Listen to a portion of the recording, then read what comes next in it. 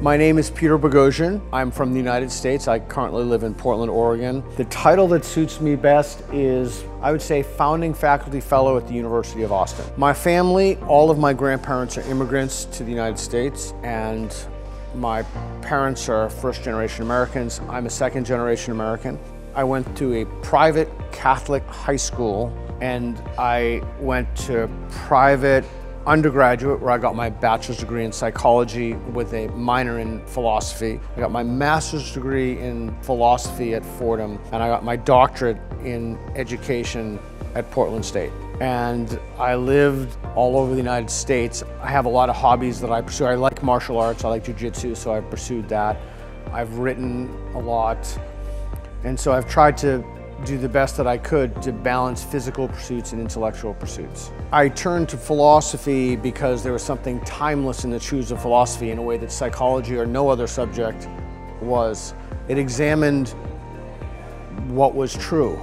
So in 2012, I knew that something was amiss, and slowly over time, I knew that something wasn't quite right with the values, the peer review process, the rigor, the scholarship that was emerging from journals and institutions. People were forming public policies on things that were simply not true. People were teaching things in the classroom and institutionalizing policies that were predicated upon nonsense. Not even nonsense, dangerous nonsense, madness even. And so we wanted to expose that process of things people think is knowledge. It's simply not knowledge. It's corrupted. Truth is an interesting thing. If you think you have it, you don't search for it.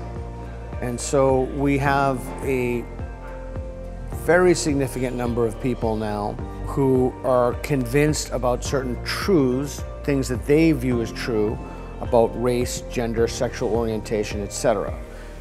And in order to claim that something is true, you have to have a good reason for believing it. And they're claiming things that are true, but they simply have either no evidence or the evidence doesn't support what they think it supports. And so how do we help people to have the attitude or the disposition to align their confidence in a belief with the evidence they have for that belief? That's really the question.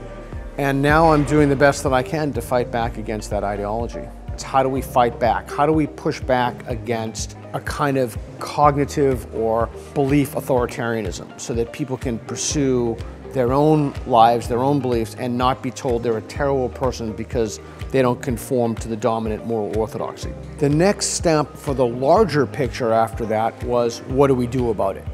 That's the National Progress Alliance. So the NPA, the National Progress Alliance, is something that it's a nonprofit, nonpartisan organization that I found, and we want to promote open inquiry, free speech as nonpartisan values because we've lost that in the United States.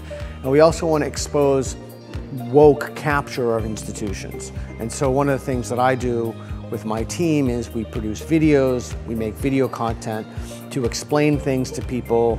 I come to Hungary when I absolutely love the city and this country and the people. I came to MCC because a very good friend of mine said, this place looks great, it would be perfect for you. And then I applied. I spoke to Zoli, who heads MCC, and he said, you know, listen, you're gonna have academic freedom here, you can talk about anything you want. So then I've come, and people have been absolutely wonderful to me, like truly, genuinely wonderful. And I've gone all around the country. I'm about to go to Transylvania next week, and I've given talks on a wide range of subjects, and I found it to be genuinely, I can sincerely tell you, one of the best experiences of my entire life. I have found people love it when you say things that contradict what they believe, and they want to talk to you about it, they want to debate. And I have found that to be so unbelievably refreshing that I can be in a place with people with whom I share very substantive, even radical disagreements, and we hash those out through conversation, which is exactly what I love to do. I love doing that. The most important value the students can take with them is a disposition, it's an attitude to be willing to change your beliefs, to look at the evidence, to look at the reasons you have, and to accurately assess the confidence in your belief for the evidence you have for the belief. That is the most important thing that they can do. No question. People have to make a choice about what kind of intellectual life they want to lead. I wouldn't use the word inspiring. I would say that Hungary in general and Budapest in specific afford me the conditions for which I can pursue what I want to pursue, both through the intellectual engagement, the freedom to speak openly and honestly about things. Hungarians are remarkable people. They're very difficult to get to know, but once you get to know them, they are rock solid. They are just friends for life. They are just amazing people.